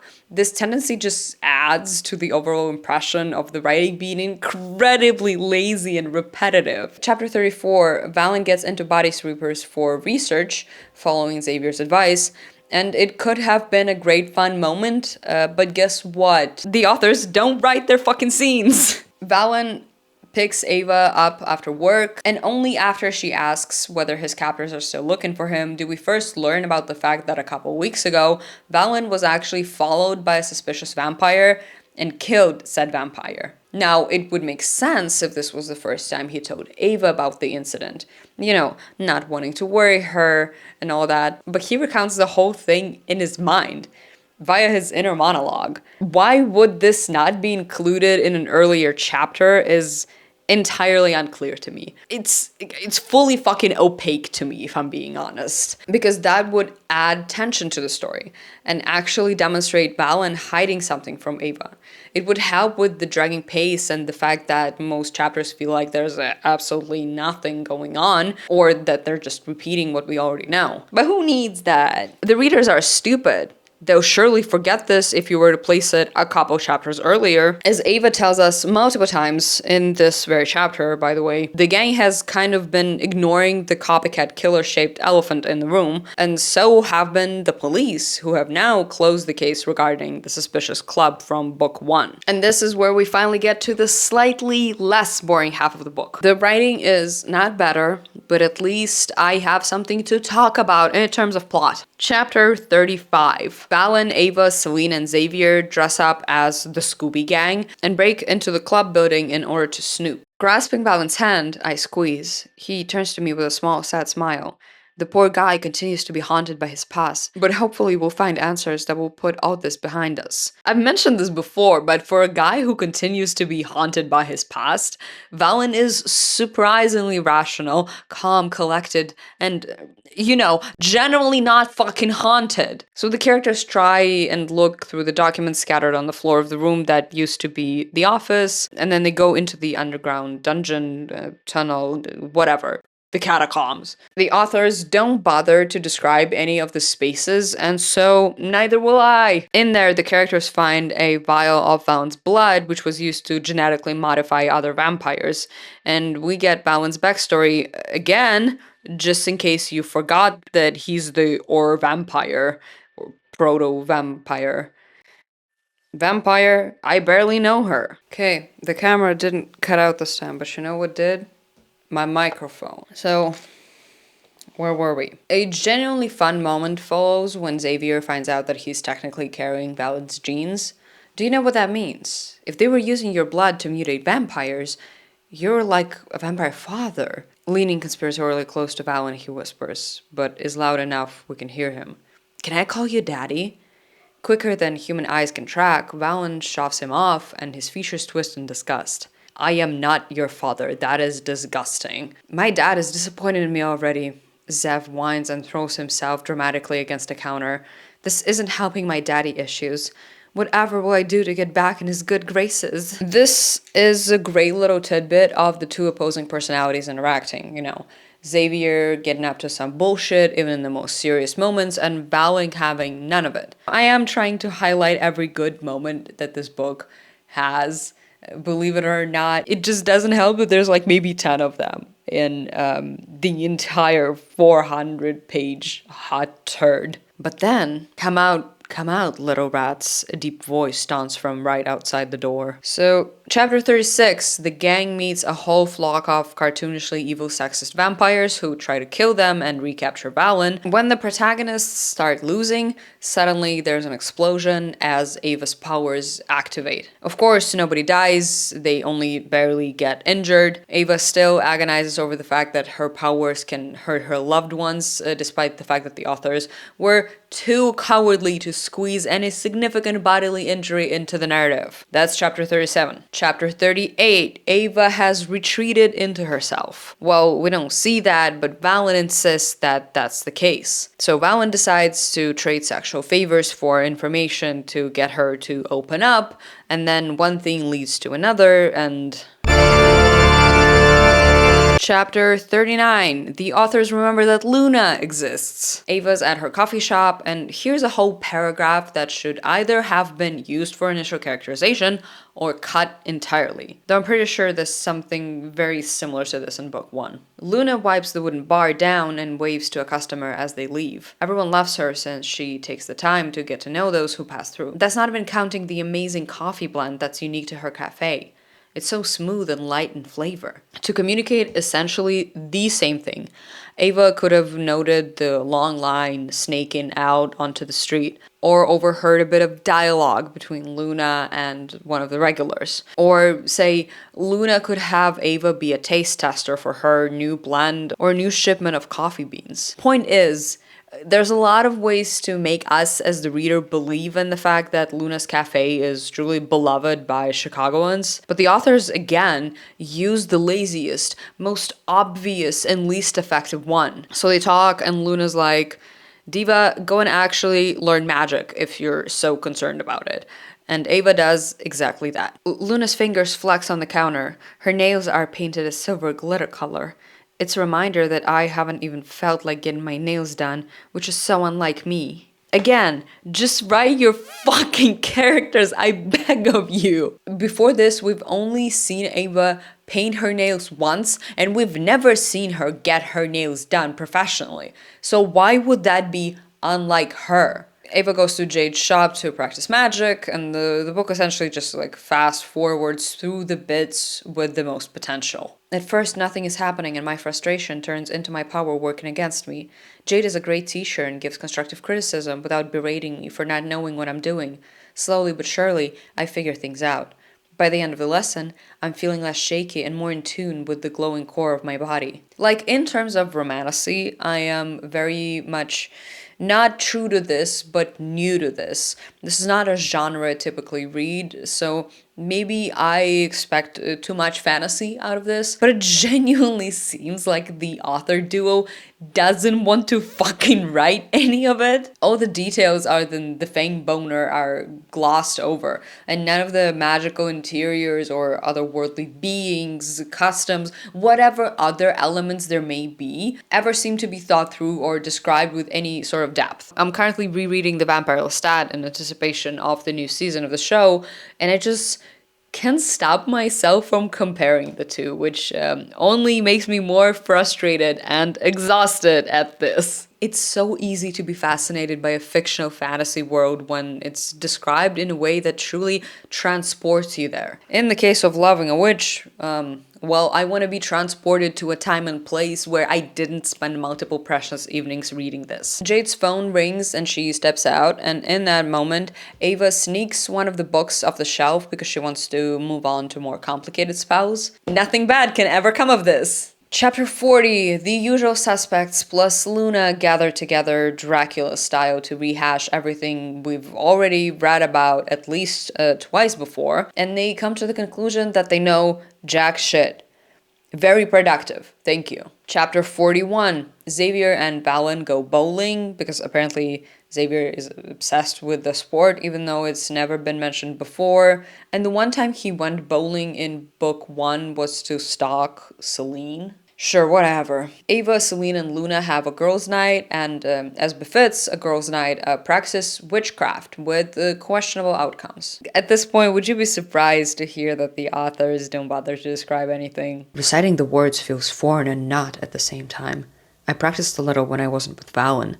It's a different language, but it's similar to English. You couldn't even make up a fucking spell? God, open up the schools again. I don't know what school can solve this, but education is needed. So by combining Valen's shirt, Luna's blood, a necklace of Valen's that Celine saved during their escape in book 1 and never bothered to give back, and Ava's hair, the trio completes the ritual and summons a fucking demon. Leviathan, to be specific. Leviathan is, of course, nothing more than a tall blonde man with tattoos and horns. Diva, that's not a demon. That's the guy you meet at a tattoo convention that probably has a bunch of runes on his torso and forearms and some very troubling views on history and politics. Again, if you're not a monster fucker, get off the pot. Leviathan also immediately announces that Luna is his wife-to-be. Chapter 42, Valen materializes out of thin air and beats the demon up because, well, remember, he was in Sky Ice. And I'm sorry to say this, but ACAB does include your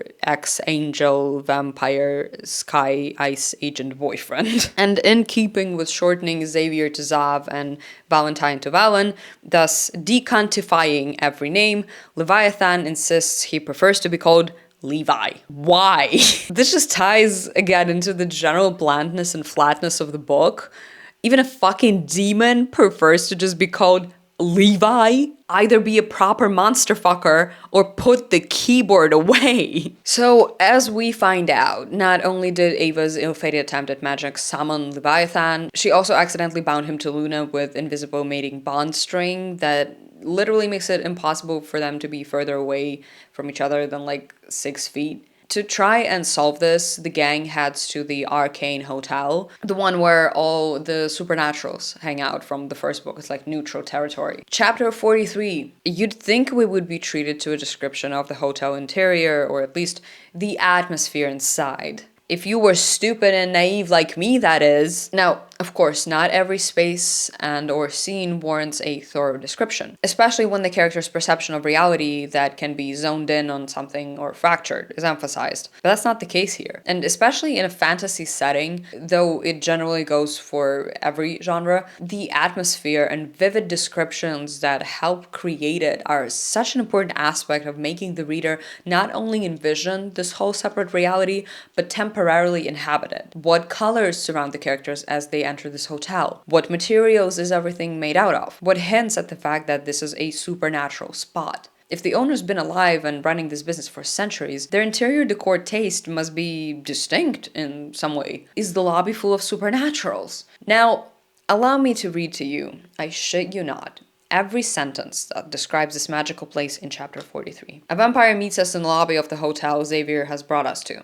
It's the same one we came to after the events in the club. We pass by the elevator bay and turn down another hallway where there's a private elevator the owner has to use a gold keycard to access. Different colored auras float by as I scan the room and I spot a few supernaturals. He leads us down another long hall with dark wallpaper lining the walls and gold sconces interspersed. There's only one door at the end of it. We follow behind Gray again as he leads us farther into the penthouse. Eventually, he stops in front of a wooden set of double doors and knocks before swinging them open.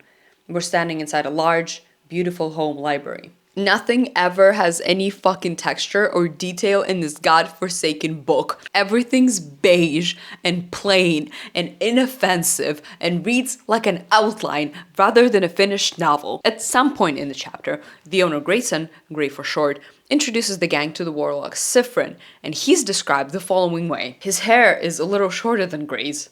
His skin olive-toned. Shorter than fucking what? We never got a description of Grayson. That's like if to describe my roommate, instead of saying she's 5'10", I said that she was taller than me, but I never gave you any indication of my height. So both of these deeply nondescript men, Grayson and Sifrin, seem very suspicious to Valen and are also useless when it comes to freeing Luna from Leviathan. Chapter 44 is an attempt at angst by way of Ava and Valen fighting, but this is the calmest, most articulated, and softest fight I've ever witnessed or read about. Like, the most emotional they get with it is, "I was trying to help you, you stupid vampire," I shout in frustration. "I want to protect you, so fucking sue me." Again, the author duo that brought you, well, I definitely feel the mating bond, but not too strongly. Do not trust their readers to understand that relationships can get ugly and don't consist of just endless shagging and hand-holding and singing kumbaya. So of course, 2 pages later, Ava and Valen make up and tell each other that they are in capital L love. Chapter 45, Luna drags Leviathan to Ava and Valen's place, demanding that they be untied because, and I quote, "I made him sit his ass outside the bathroom to shower, and what did he do? Waltz right into pee. Did you know demons pee? Because they do. And if that wasn't bad enough, he shakes off his dick and turns around to grin at me in the shower and says, 'Nice tits.'" These are the 2 defining traits of Leviathan as a character. He's obnoxious and horny for Luna. Beyond that, there's really not much there. He adjusts his black button-up shirt where it opens at his chest. First off, good and demons aren't usually associated together. Associated together. Divas, I know you are aware of thesaurus.com, judging by your overuse of the word astride, so why did you decide to not use it in this case? How hard is it to just Google a word, huh? The 4 of them head to Jade's store, where she explains that the spell Ava used was actually open-ended, whatever that means, and that's why it came out the way it did. Apparently, only Luna and Leviathan can do anything about this whole situation, and nobody has any idea what that anything is. Jade also decides that it's time to really lock in and give Ava the fast-track course on magic. In chapter 46, Valen goes to talk to Leviathan, and Luna says, "It's like living with a toddler with a penchant for touching your butt and driving you to mental brink on a daily basis." Leviathan, in turn, lays it on very thick that Valen's idea of demons as vicious creatures that killed his sister is very wrong. "I'll be seeing you, Valentine." He tips his non-existent hand my way, and I stroll out the coffee shop, away from the being who clearly knows more than he's letting on. It's not until I'm a few blocks away that I realize I've never told him my full name. Chapter 47 presents yet another copycat murder, and the entire gang, plus Leviathan, Plus, Mark. gets together again and comes to the conclusion that everything suspicious that's been going on must be linked in some way. And like, I thought we already established that at least twice. Hello? But they go further this time and compare the locations of the copycat murders and gasp, the hotel is right there in the middle of it all. Chapter 48 has nothing to offer, really, besides the fact that there's a supernatural gala coming up in a couple of weeks and some lore about the 5 mysterious hotel owners. So there's Grayson the vampire, Sifrin the warlock, Alder the werewolf, and 2 unnamed others. Honestly, I want a book that's a mix of Succession and What We Do in the Shadows about those 5 trying to run a business. On my desk today by EOD, that is end of day, #corporate. Chapter 49. Ava and Jade go to the hotel to hang out with other witches and get absolutely mocked by a guy who Jade pretends not to know. When the door slides open, Jade takes a startled step back.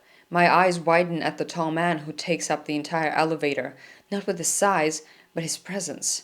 If I thought the others milling around the lobby were intimidating, they have nothing on this guy. Wait, they have nothing on his guy. Whose guy? There's a fucking typo here. This could not get any worse. Silver-hued eyes flash from me to Jade, where they narrow before his brow furrows. Jade introduces Ava to Penelope and Helena and a few others whom we will not meet again. We just won't. This could have been a beautiful moment of Ava really coming into her own and meeting this new community she's apparently a part of, found family and all of that, but it predictably falls super flat. Chapter 50 starts off with an almost word-for-word repeat of something we already know. Like, this is Valen's point of view. "I might not have need for human food, but I found that I do love preparing it. I'm not sure if it's the cooking itself I enjoy or the pleased hum from my mate when she tastes something she likes." Meanwhile, as far back as in chapter 16, also Valen's point of view, we get, "I might not need to eat human food for sustenance, but ever since I discovered the Food Network on Ava's television, I found that I enjoy cooking for her.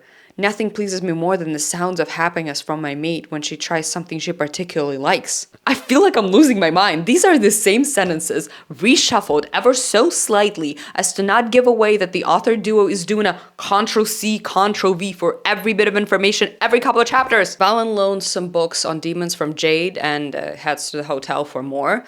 And apparently, the library there is so huge that it impresses him. You know, the being who has literally been alive for millennia, who has lived one tier below heaven from the Bible. It must just be a magnificent place. Want to know how that truly one-of-a-kind archive of knowledge is described? Here you go. The elevator takes us down instead of up, and when the doors open, my jaw nearly drops. It's the largest, most expansive library I've ever seen. Greater than even the libraries where I come from in Virtue.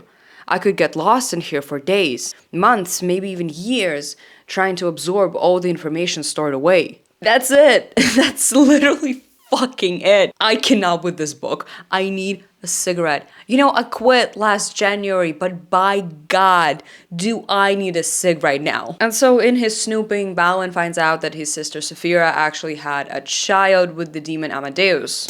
Chapter 51. Just 10 to go. We can get through this, guys. We can really do it. Valen goes to confront Leviathan about these findings of his, and shocker, Leviathan says that Saphira left because she loved the demon. While on a mission, Saphira met Amadeus, a demon general she was tasked to assassinate. Instead of carrying out her orders, they fell in love and she snuck away to be with him. Not only did they live happily ever after, but they had a child. What was his name? Anyone? That's right, Leviathan. What are you? Hey! Baby! And now he's decided to act like a demon. And then, to top this story off, he reveals that demons are not what heaven propaganda would have you believe, and Valen starts to question basically everything he knows. Memories cycle through my head of various angels I met and worked with throughout my life. Having essentially been a fighting machine for the higher-ups, I never thought too much about our kind being the aggressor. Yes, we physically fought others, but it was to better the state of the world, no?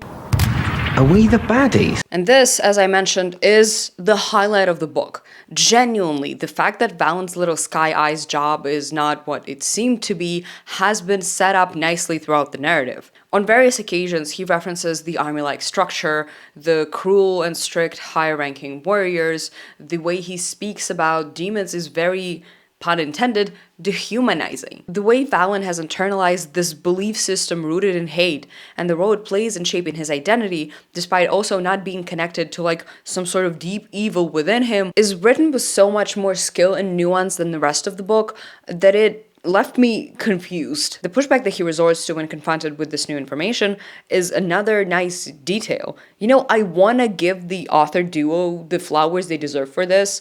This part of Valentine's story as a character is well executed, compelling, and emotionally engaging. Saphira, by the way, cannot go back to Virtue or contact anyone outside of Iniquity as part of the deal that she accepted when she decided to get hitched to a demon. Chapter 52. Valen tells Ava about all this, and she's basically like, damn dude, we really gotta figure out how to contact your sister. As if that wasn't obvious. Chapter 53, Jade comes over to debrief, and Valen also finally gets his necklace back. And it's very important to him because it was his sister's. It really doesn't seem like it's important to him because we've never seen him agonize about it, but whatever. Chapter 54, the gang sits down for a TV night and they're watching The Vampire Diaries, of course. The hangout is cut short by another copycat kill, which they go to investigate right away. And it's right by the hotel, and they see the owners Grayson, Sifrin, and some unidentified third person chatting with the pigs, you know, just to add to their suspicious aura. Okay, so I totally forgot to mention this while recording, but the barely concealed spanking cake from the first book is back! Yay! It truly felt like seeing an old friend. And there's also an arrow drawn in blood at the crime scene, and it points right to the hotel. But who cares? We already know the hotel is sus. Chapter 55. The girls go dress shopping for the gala. Ava refers to herself as a fashion lover,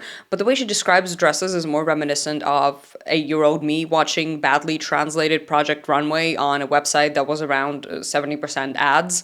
Проект Подиум. Like, the dress that she ends up choosing is described the following way. Falling around me like silk, the dress starts in a pale pink that matches my hair and gradually flows into a green.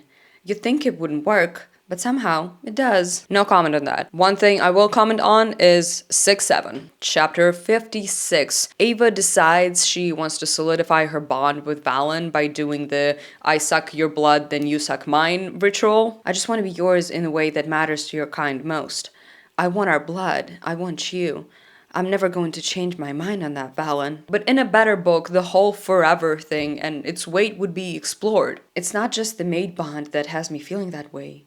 It's him. But again, in a better book, the gray zone between attraction and bond coercion would be explored. Then there's some frankly boring sex, and Valen is described as a quick learner yet again. Chapter 57. The three couples pull up to the gala and gawk at the luxury of it all. You know, it's very opulence. You own everything. Also, Ava comments, this is a whole other tax bracket. Just breathing the air is too expensive for little old me. But here's the thing. Money is pretty much never discussed in either of the two books, save for the fact that Xavier has a lot of it. We don't know where the characters stand financially, how much they earn, what's their family background. We don't explore them through the way they treat money. Think, for example, about friend of the channel Carrie Bradshaw and how her irresponsible financial decisions characterize her and often reflect the chaos of her personal life. Nothing of the sort is to be found here, of course. Huge spreads of food are laid out on banquet tables. There are plenty of crystal blood dispensers and food I've never seen before. Many that seem inedible to me, but I'm sure aren't to others in attendance. Thankfully, I spot some normal-looking human food. What does the inhuman food look like? What is it made out of? Is it gnarly? Is it nasty? Or is it juicy and appetizing? And what human food is being served and why? This is a supernatural gala, after all. I mean, I've highlighted just how underdeveloped the world of this book is multiple times throughout this review. But I truly cannot emphasize just how empty and unimaginative every single aspect of it is, and how weak of an impression it leaves, and how negatively it impacts your ability to really get into the story. We also learn that arcane owners, who literally tell Xavier whom to kill, steal the victim's money and line their own pockets with it. Wow, shocker, guys who tell you to kill people maybe aren't the nicest. Chapter 58, the lights cut out and suddenly there's screams of horror all around the place. The MCs get separated and Ava wakes up in something akin to a prison cell. Now, if I had a nickel for every time the authors write about how the female MC in the series wakes up with a pounding headache in an improvised prison cell within the last 20% of the book in order to heighten the tension and create stakes that ultimately mean nothing because the whole thing is resolved within a couple of chapters, I would have 2 nickels, which isn't a lot. But we're really going 2 for 2 here. A feminine whine of pain tells me Celine is with him at least. Sorry. A feminine whine of pain really cracked me the fuck up. If there's any Riot Girls in my audience, feel free to use this as the name of your next band. Ava tries to break out and her magic is weak, but worry not. Not even 3 pages later, Valen shows up and kicks the door down. And then, before they can escape, a scary evil guy shows up. The guy in question is, of course, Damien, the owner of the shady club Vex, and a man the protagonist never thought to look into for some reason. Chapter 59, they are all being held hostage by evil Damien, who, like every other badly written villain, explains his plan in detail and really drags out his threat to kill Ava. Because remember, without true love, TM, Valen is bound to this guy. And then there's a very sudden, very unexpected flash of light. Chapter 60, we're almost at the finish line. The flash is, of course, Ava's magic, which lets the gang make a run for it. But then there's an army of genetically modified vampires they have to fight. Celine takes the blow for Ava and collapses. Damien suddenly disappears. Xavier decides to turn Celine into a vampire to save her life. And this could have been a moment of tension and hesitation. You know, that's such a huge decision to make for someone. You're essentially depriving them of their human life. It would be so interesting to see Xavier wrestle with the weight of this. Psych, you fucking thought. The authors are cowards, after all. So of course, Celine and Xavier have already discussed this exact scenario in detail, and nobody has to make a hard decision. Grayson gives the couple his suite so that Xavier doesn't just do it in the middle of the street, I guess. It clicks into place for Ava that Damien is the club owner, is the copycat killer, is the one who is creating GMO vampires. And one thing that is actually enjoyable in this chapter is Celine's turning. It's only a couple sentences from Ava's POV, but it's depicted depicted in quite like a body horror-y way. A scream from the other room has all our heads whipping in that direction. It burns, Celine screams at the top of her lungs. It fucking burns. And then Ava just explains what's gonna happen in the next book. Thanks. All I know is something spooked him, but a guy like this is determined. He'll come back for all of us.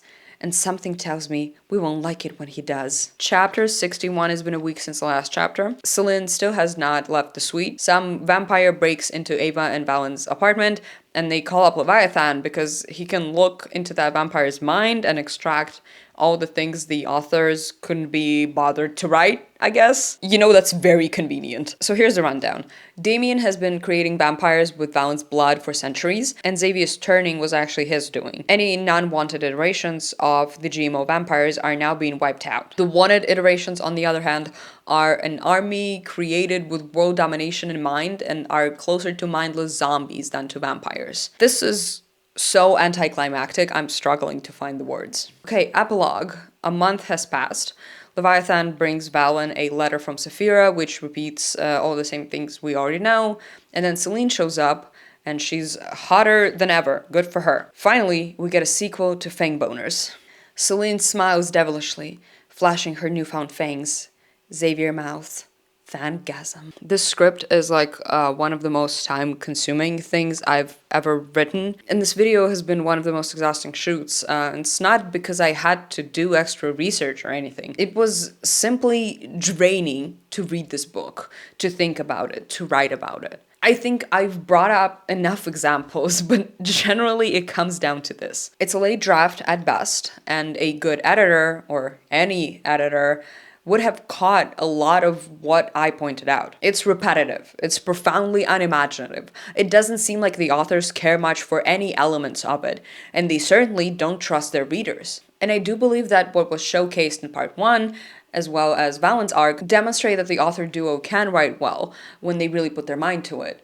But they don't want to. This is 100% human-generated slop, where nothing has texture, characters don't exist beyond the surface-level traits, every bit of dialogue feels stiff and stilted, complexity is not allowed to exist, and every potentially interesting plot point or decision is swaddled in cowardice that ensures that whoever is half-reading this in an evening simply to up their Goodreads stats doesn't have to turn their brain on and think for themselves. Otherwise, they might notice that Loving a Witch explores nothing, engages with nothing, and has nothing to say. You know, it's a loaded ending, but I do want to review modern vampire books that are actually good. And while we're all waiting on a sequel to the Gilda stories, you can drop your recommendations in the comments below and give me some money on Patreon to fund the purchase of the next installment in this series. Hey, would you help me out? I'm very gay. I'd like a few dollars.